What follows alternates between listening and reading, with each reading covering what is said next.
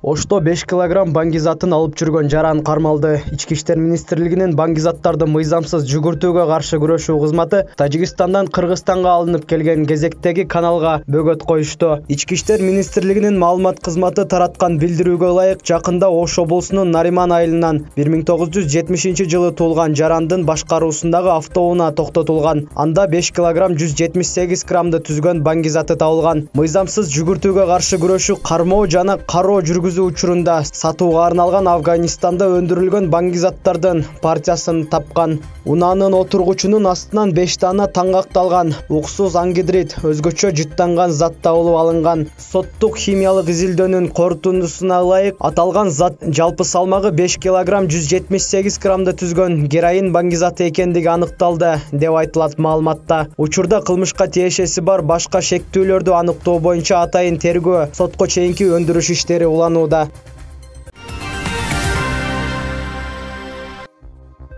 УКМК Жалал-Абад санаториясын басып алуу аракетине Ташиевдин тиешеси жоктугун билдирди.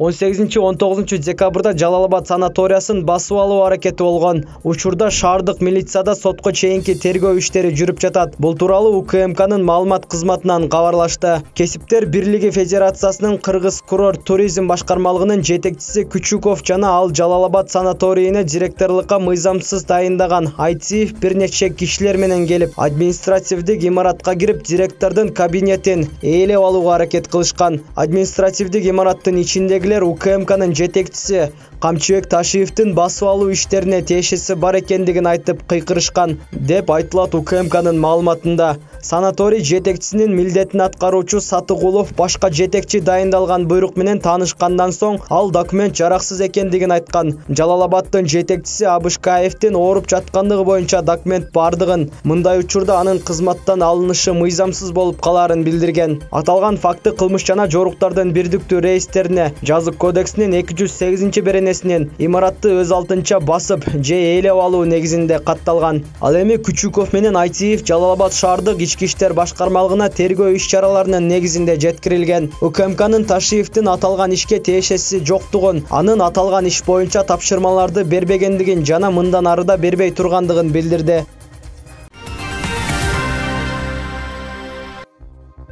Ош мэриясы жаңы жылдык балатыны жасалгалоого дээрлик 700 000 сом коротту. Ош шаарынын борбордук аянтына бийиктиги 27 метр болгон балатыны кооздоого быйыл кала башкармалыгы дээрлик 700 000 сом каражат коротту. Балатыдан сырткары Ош шаарынын борбордук аянтыда өзгөчө ыкмада шөкөттөлгөнү жатат. 9 декабрда Ош мэриясы шаарды майрамдык жасалгалоого 782 220 сомго тендер жарыялаган. Ош мэриясы былтыркы балатыны кайра коюп акчаны үнөмдөгөнүнө сүйүнүп тургандай. 2019 жылга салыштырмалуу быйыл бюджеттен 300 000 сомго аз каражат сарпталды. Мэриянын маданият башкармалыгынын жетекчиси Элдияр Кадыркулов былтыркы жасалгалардын 70% жарабай калгандыктан быйыл жаңы алууга туура келгенин белгилейт. Аз каражат сунуштаган компанияларга бербегенибиздин себеби буга чейин балаты кооздошкон эмес экен.